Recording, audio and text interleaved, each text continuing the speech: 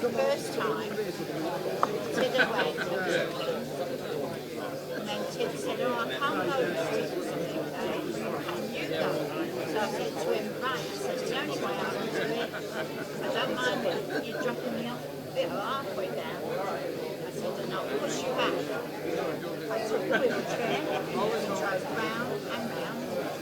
I went and said, do you want something in Argos? Yeah. Right, let's go to Argos and come back. We went to Argos, we came back, and he was going to you know, early, he said, I see something, so we went up the wrong way, but still positive. So anyway.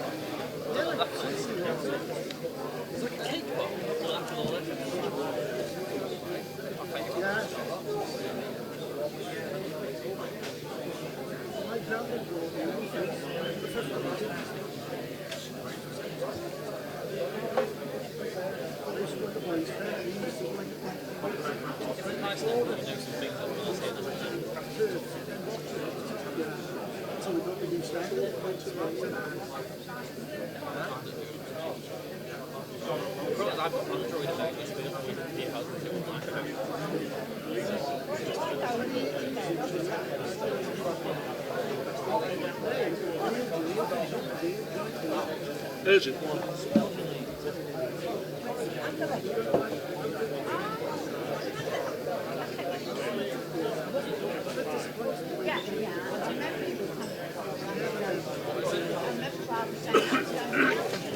I've seen.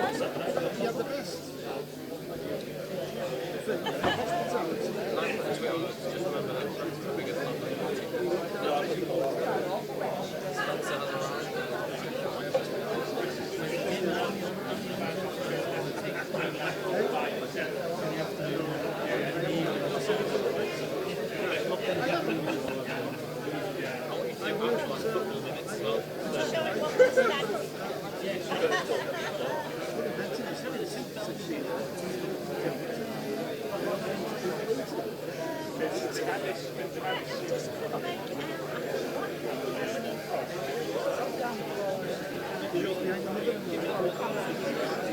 in. Oh, it's specs. No showing out.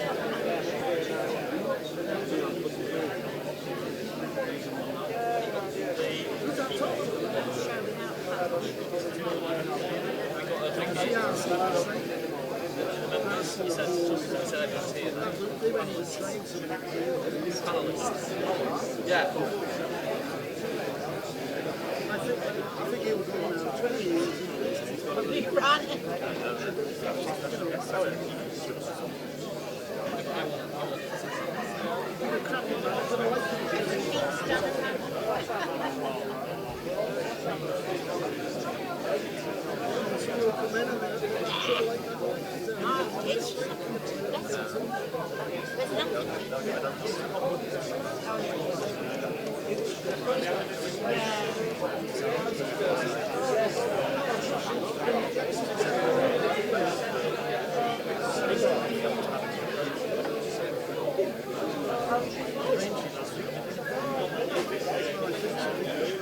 Twice. Got it, yeah.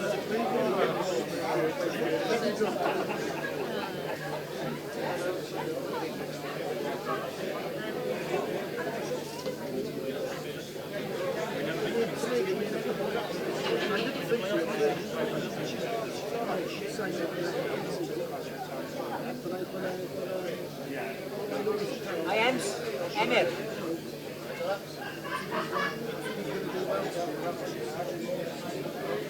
Makes out the actual speech.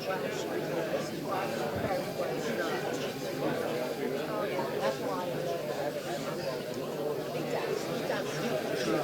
But she wouldn't push you to it, you know. Yes, he did. He did. He said he showed us that kind of thing. It was easier if you speak in English. Yes, she does. Yeah, she was in Forest School. I think she yeah, well, yeah. If someone says you make it speak. Yeah. And then she's got two girls, hasn't she?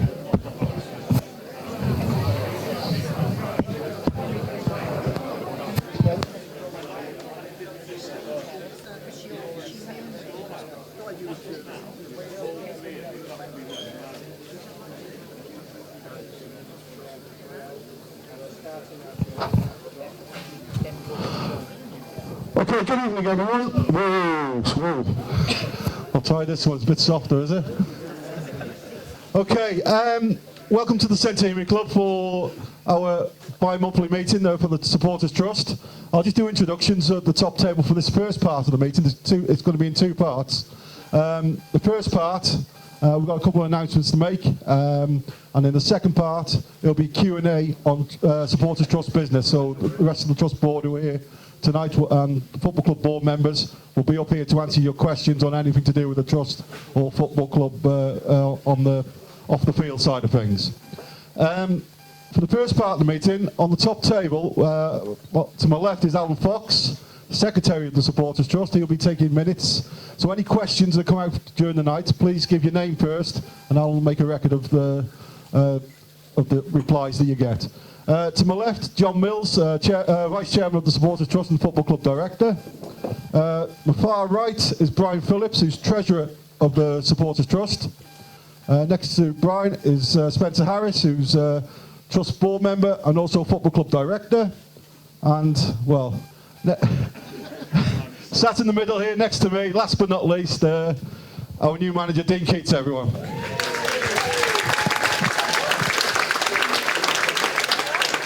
Okay, first announcement of the night, we'll get straight into it. I'll let Spencer Harris give you the details. You want this, Mike? 1, 2. Okay. Can everybody hear me okay? Is it working all right? Okay, I'm going to get straight into it. The first announcement of the night is the most important announcement of the night. It's absolutely fantastic news for Wrexham Football Club, and it regards our first team manager, Dean Keats. I don't want to sit here and embarrass Dean too much, but it really has been, and Dean really has been, a breath of fresh air at the football club since he joined us as interim manager in late October.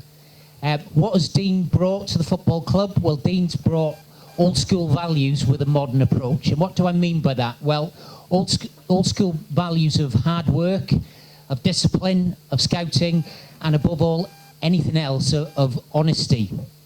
A modern approach that Dean's brung, that's been in video analysis, sports science, coaching, and forward planning. We've developed a tremendous relationship with Dean in a short period of time, and I would go as far as to say it's probably been the closest relationship that us as a board have managed to develop with any of the managers that we've had at the football club in the last 5 years.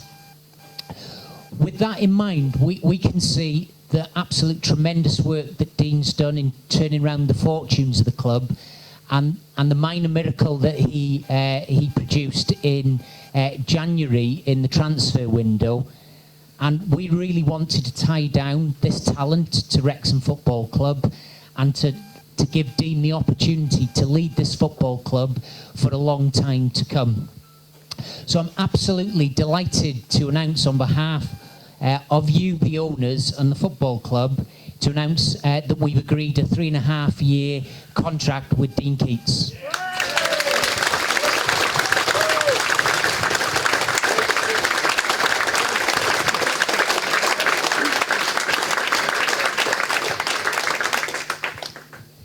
It's typical of the man.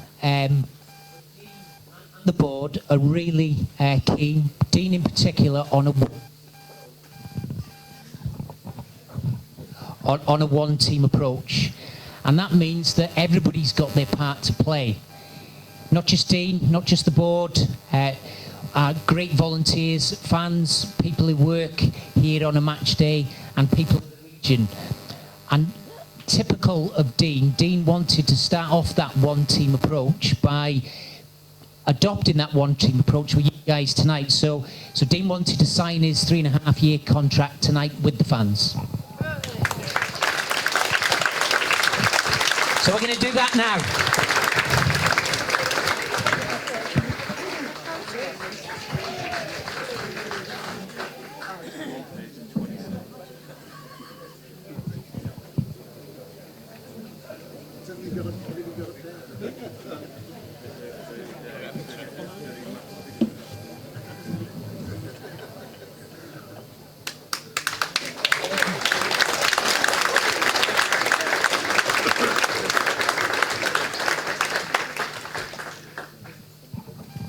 Okay, well, what can I say but fantastic news, Dean.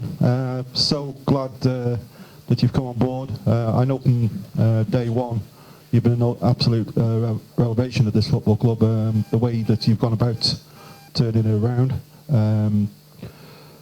I know as a board, myself and Spencer met you early on, and we told you how it was as far as the way this football club is being run, and our plans for the football club and how we want to take it on.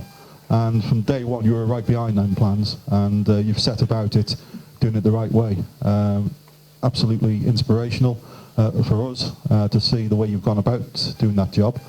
And I think along the lines, already you're proven, and hence the contract, I suppose in one respect, that you know what you're doing, because we were a club fastly going nowhere with the current players that we had when you took over, and that must have been hard work for you from the start. Yeah, as you said, it's when we first chatted, it was open, it was honest, and that's why I asked it to be. And we all know what place, we all want the same thing, that's the club to go forward. What did you think though after Stamford, you know, in that FA Cup match down there, thinking, what the hell am I letting myself in for?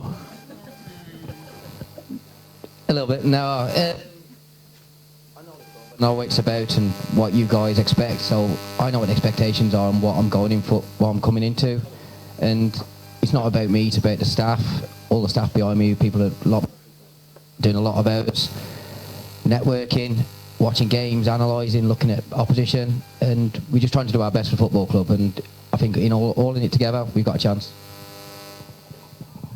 I think from those early days, you had already made your mind up of which players you wanted to move on, which players who you wanted to keep, and get, the ones who you knew were there to help take this club forward. Were there some big decisions though along the line for some of the players who left? Yeah, as you said, I looked at the squad when we first came in. We gave them a couple of weeks. Obviously, I'd seen 1 or 2 games before I came in. Obviously, Andy's seen a lot. Joey'd seen a lot. So obviously, he was chatting with them and seeing their opinion. And obviously, we knew he needed a mini rip-up, basically, to take it forward. Obviously, there's a lot of easy decisions, 1 or 2 hard ones. But obviously, then we integrated a few of the young lads coming in. And obviously, I think probably the right time to announce now, Leo Smith signed a 2.5-year deal to go forward with the football club. And I think it's about time that we started producing our own players and putting them in the first team. Obviously, that's been noticeable from the start, is the fact that you brought Andy Davis in as your assistant, and Andy knows the centre of excellence, he knows the youth team inside out, and he knows which players were there to bring on. And it's something that previous managers haven't been able to do, but having said that, I think this 3.5-year contract gives you peace of mind in knowing that you can give youth the chance and bring these kids through. Yeah, definitely. I mean, when I left the other year, there was a group of lads that came through. If I'm honest, maybe 1 or 2 of them should have still been here now. And the players that was brought into the football club and they were released last season, they weren't better than them players, and they went on to different clubs. So no, we're a big club in North Wales. We've got a big catchment area, so local lads should be given a chance to come through, and they will be given that. If they perform, they show what we want in the building, in being honest, working hard, with the right attitude. Obviously, we can affect them technically, and if it all improves and it all falls into place for them, they'll get a chance here. Players you brought in, obviously Russell Penn stands out. It's somebody obviously you noticed straight away that's where we needed shoring up and such, and the strikers as well, with Natumba coming in. How has it gone about with your recruitment? You get certain circulars every day. I must have 20 identities on a piece of paper on the desk off Gerrand.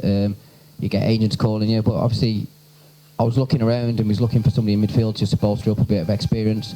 I was looking possibly at somewhere else, and obviously then Russies came in. I made a few phone calls and he was available. Straight away I thought he's what we need in the middle of the park for us. Of course, James Jennings as well, you brought him in, and which meant the loss of Jordan Evans. Some big decisions there. Yeah, as you said, it was before Christmas. Obviously, there was decisions to be made. There was obviously 2 players that was only out of contract. That was Jordan and Sean. Big decisions on them. There were 2 great lads, nice lads to work with. Gave you everything, but obviously, as it stood at the moment, that was the only money that I had to play with. So I had to make decisions on that. I wanted to keep Jordan. Obviously, Sean moved on. Tried to agree things with Jordan. Couldn't agree it. Obviously then I didn't expect the amount of players that I did want to get out of the football club to be able to move on, and obviously it's freed up things, and we've been able to bring players in. As you said, obviously when I heard James was available, knowing that he's only located in Stockport area, it was somebody I thought I want to get in the building. And of course Ollie Shenton from our contacts at Stoke, numerous contacts at Stoke we've got there. Was that a call that you'd made, or was it them who made us offering him to us? No, I'd taken a lot of under 23 games in the first month, and obviously I'd seen him. Obviously, as you said, Rooster's there, so obviously I'd seen him in a game. Obviously, asked Rooster what he's like, his attitude. Obviously, Frank Sinclair was there, so obviously Frank's played at this level. So it was a simple question to Frank: do you think he can perform in the conference? And both of them, yeah, definitely, great little player.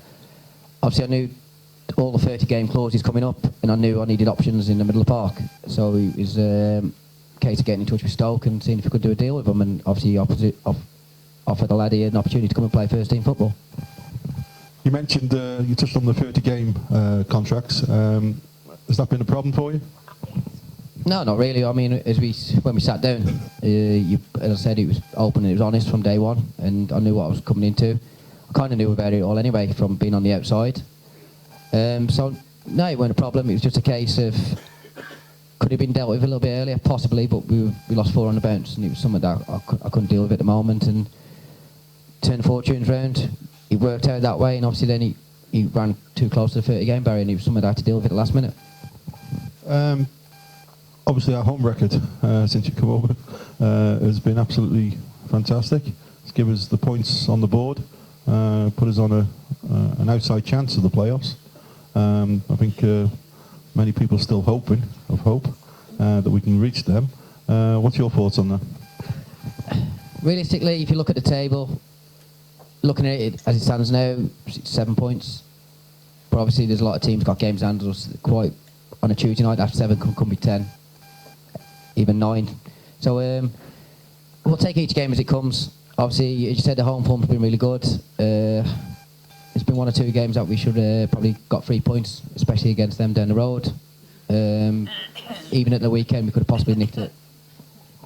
Obviously, there's one question which I'm sure many people want to ask it anyway. The situation with John Rooney, top scorer, must have been a big decision to let him go. Yeah, that was probably the hardest one, without doubt.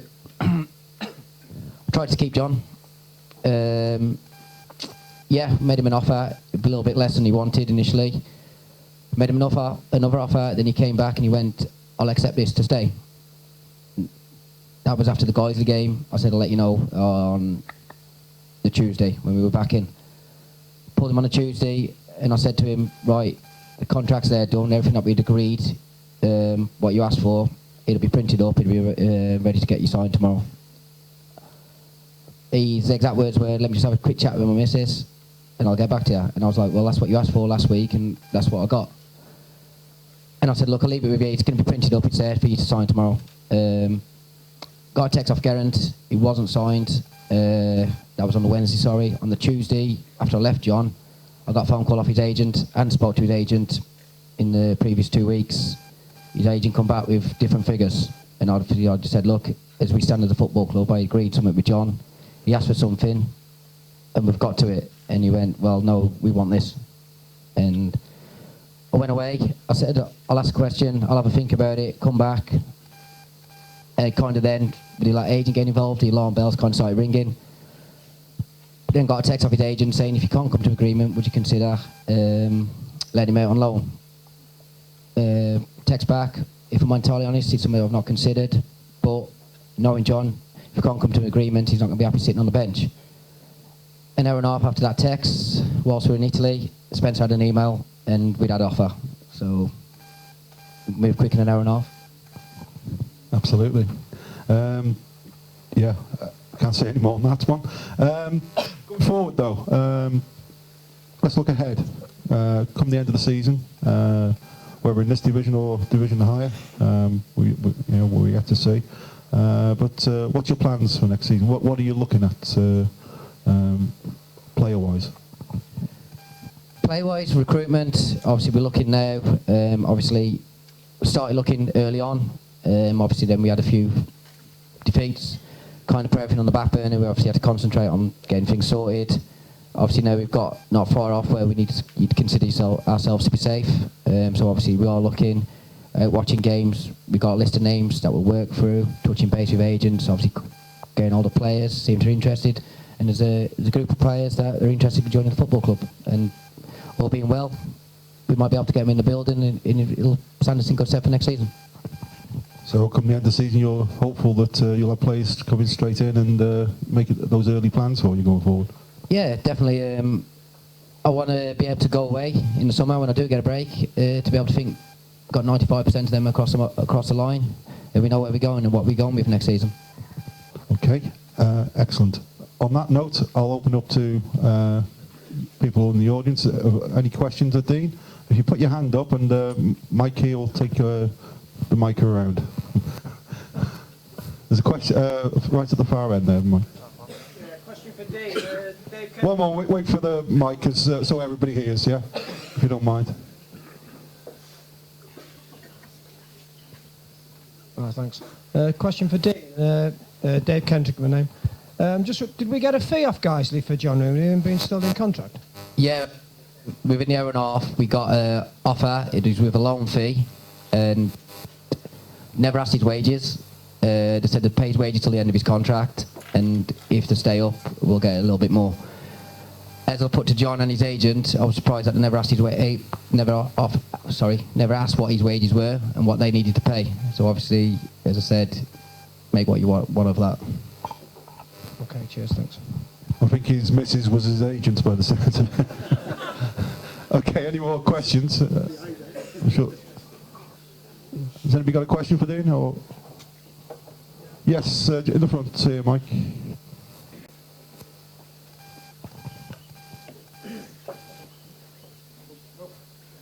Just behind you. You missed me then. Question to Dean. Is there any guarantee that we won't be in the same mess next year as we were this year, or we are this year, with these contracts where people seem to be able to come and go as they want, and this 29 or 30 game rule, is that applicable throughout the league, or is it just Wrexham that's been caught by this? Does it happen in other clubs? I don't know. Entirely honest. I've had it happen in my career. Agents ask for it, so we'll cross that bridge individually with each agent. If somebody asks for it, and I think, you know what, I'd like you to be around the building in another season's time. It might be somebody that you can deal with on an individual basis. It won't be happening to every player. Will we be in the same mess with it? No.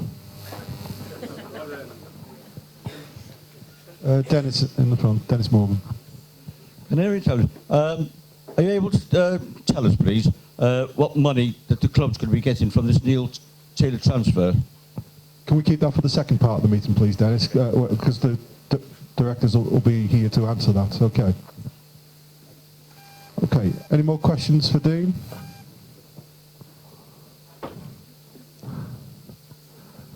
Oh, one more. Is there any news on Curtis Tilt's contract and the 30-game clause of that? Curtis Tilt activate.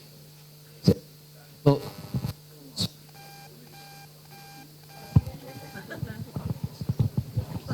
One, two. the clause in our favour. The clause is the player's favour. As it was with all the clauses, it gives the player 30 days at the end of the season to tell us whether he's going to stay or not. So Curtis will activate his clause. Will Curtis be? I don't know. But I'd imagine we're going to be one of a few teams that'll be we'll try and keep him, but there'll be one of a few teams that are interested in him.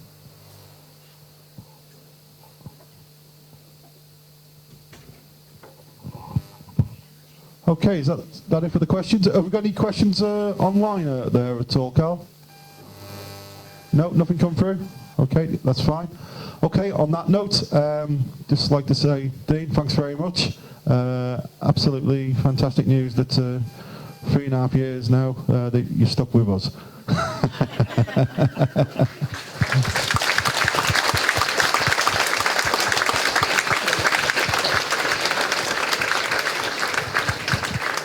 Okay, the second announcement of the night. I'm going to pass it over to John Mills, who's going to give us news on the second announcement.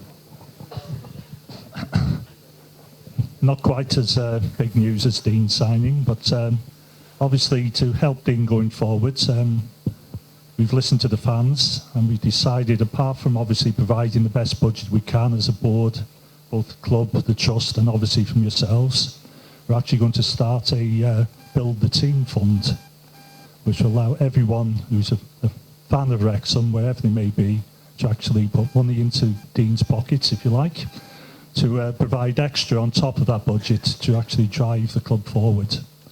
Now, other clubs have tried this. Grimsby did it in a promotion year, raised 110,000, which went into what was a protected fund for them. The same thing as we'll be doing here.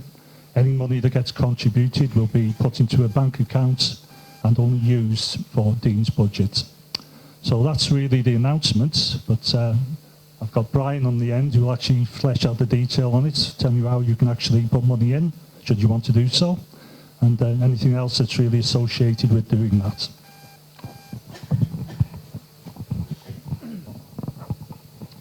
Hi.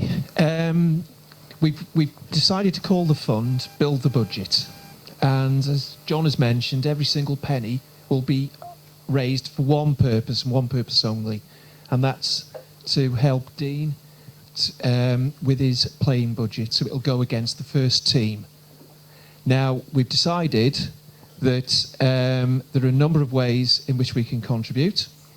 First of all, straightforward cash, which can be handed in either at the club shop or at the trust shop on Mould Road, either by cheque or by a standing order or a one-off donation to a bank account or even through PayPal.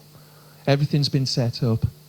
And as John mentioned, it's all secure and it's all for one purpose. And that's what it will be used for. Now, within Build the Budget, whilst I'm chairing the committee, we've also got a few members. Mike Lewis, who's been handing the mic from the fundraising teams on the committee. We've also got Dave Bennett, you'll probably know his name. We've got Carl Logan from the media team.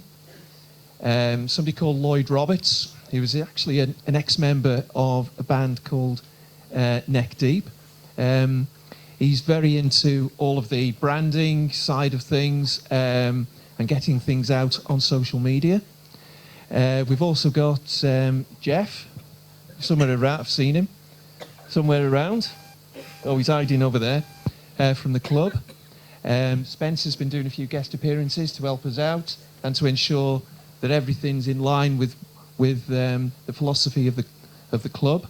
And also, last but not least, Paul Parry, who started something off on Red Passion a few months ago. And as John has mentioned, you mentioned about this Build the Budget. We've listened and we've decided to get this kicked off as soon as possible.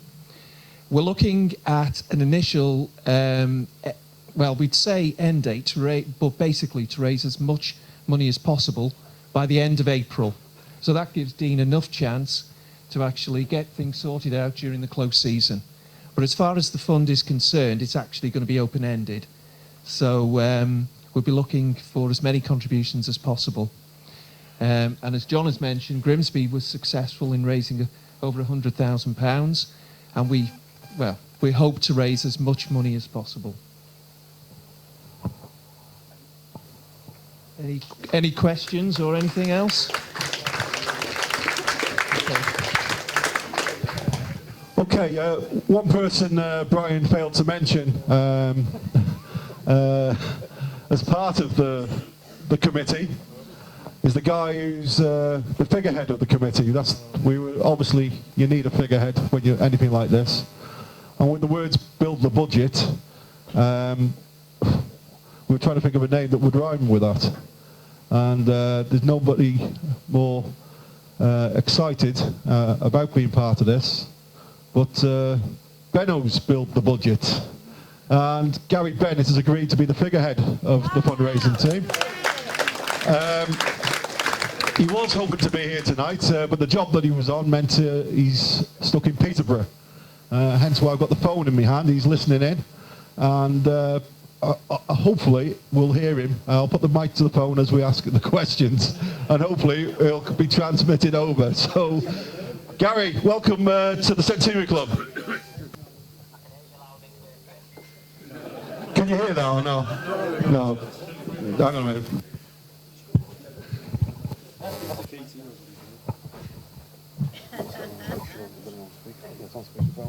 Okay.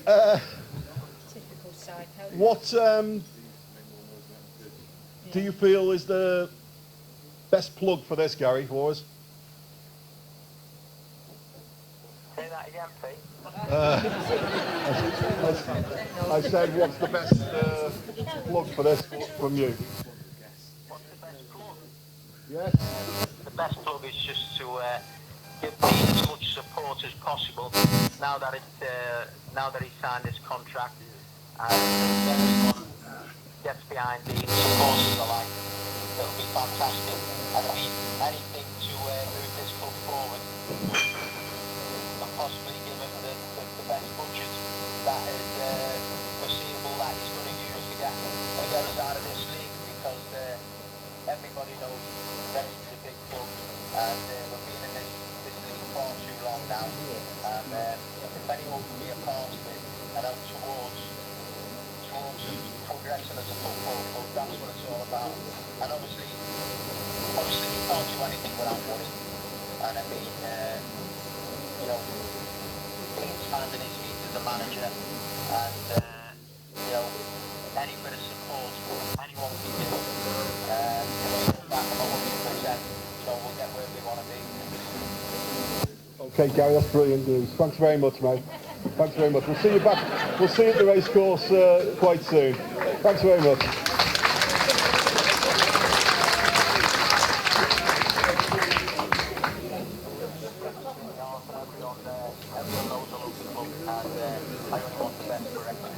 That's brilliant. Thanks, Gary. Cheers. Okay, did everybody hear what he was saying then? I am sorry, we tried. Can you summarise it? I'll summarise it. He knows that this football club needs to go forward, and he just feels that Dean needs as much backing as we can give him, and this is one way that we can all get involved in helping Dean extend his budget for next season. So hopefully everybody will get behind it. He did say that this football club is in his heart. He loves everything about the football club. He loves the fans, and it's like his second home.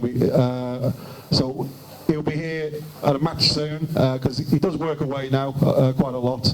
But I don't think, in my personal view, is that I don't think we could ask for a better figurehead than having Gary Bennett involved in this. So thank you very much, Gary. Okay. Right. Okay, I've got a question to my right. Thank you. Sorry, before we move on, at the start of the season, the previous manager made a request that if we can afford more than our £2 a month as owners, that would be great, to give them a buffer. Now that that's all finished, if we do pay more than £2 a month as members, do you want us to give that to Mr. Keane in that separate budget? Because I know budgets are difficult to transfer, aren't they? I think the membership is completely separate, because that money gives us the support to the football club. When we fall on bad times, like for example, if we get a month where there's postponed games and we haven't got the income coming in, the trust money's there to help make sure that we can step up the cash flow for that period. This is a separate fund, which every penny that goes in it, we promise there's a separate bank account for it, and we promise that every penny will go into Dean to extend his budget.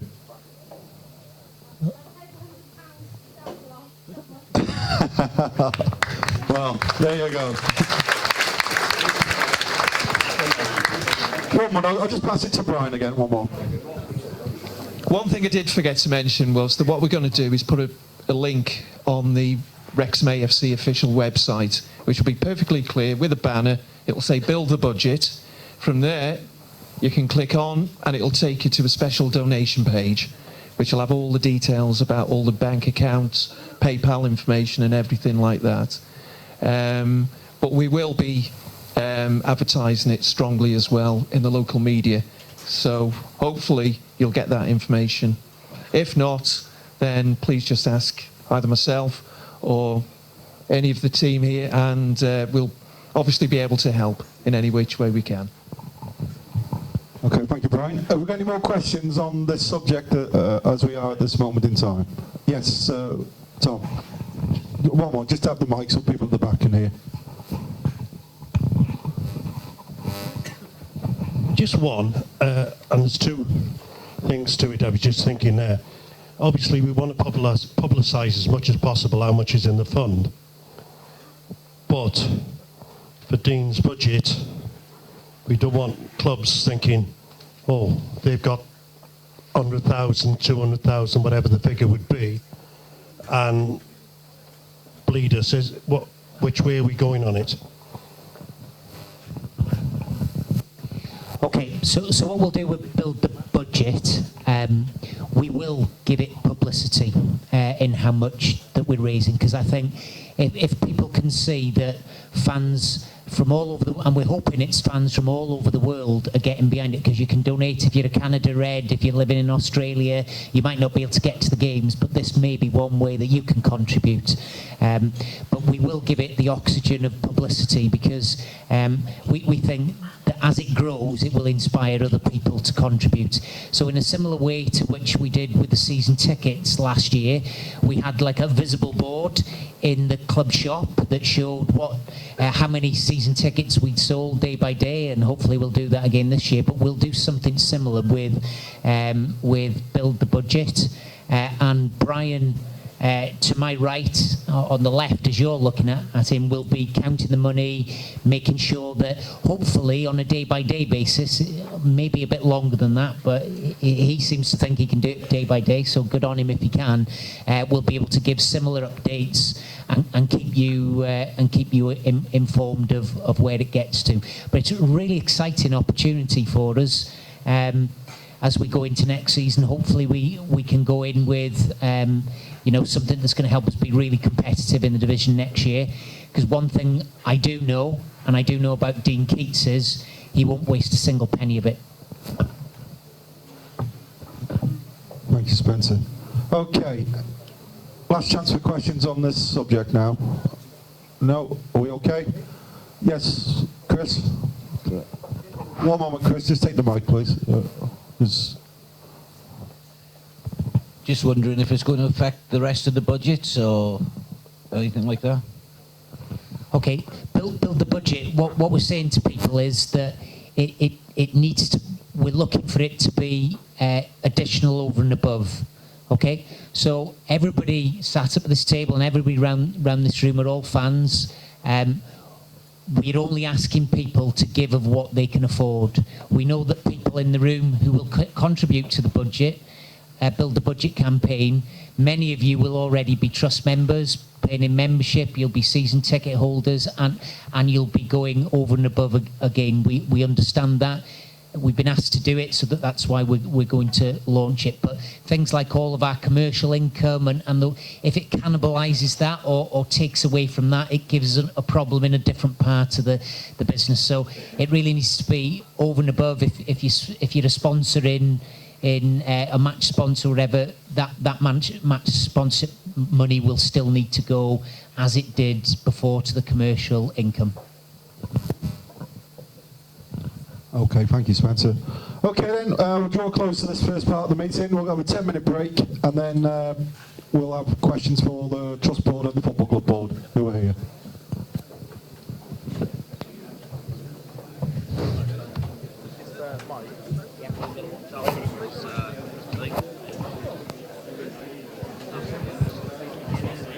Okay, thank you very much.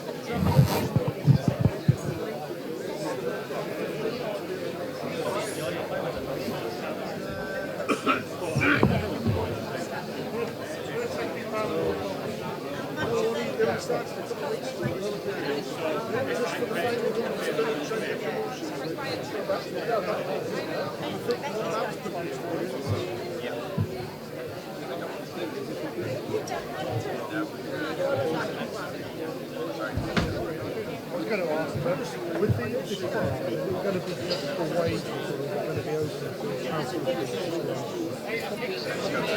You're not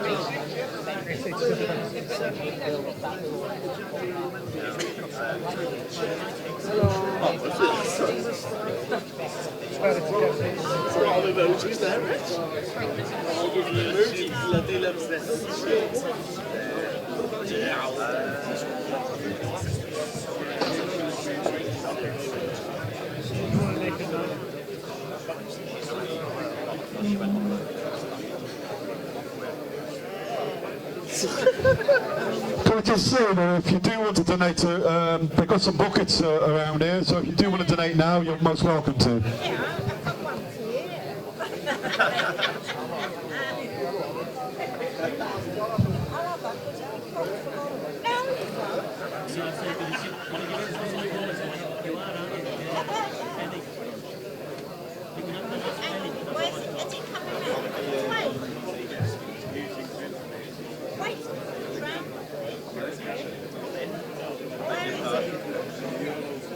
Well, it'll be with me.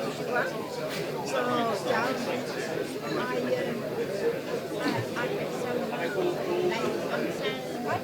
I'm telling you, I don't know something about my will. I'm saying, and they think this is nothing.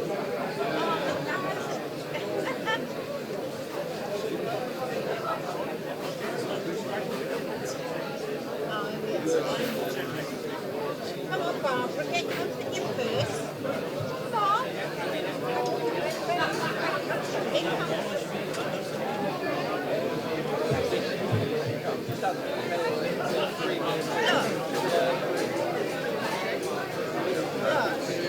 That's all I've got in my purse. Check it all in. Come on, Barbara. Open your purse. That's all I've got. Annie? Oh, you haven't got a bloody tenner.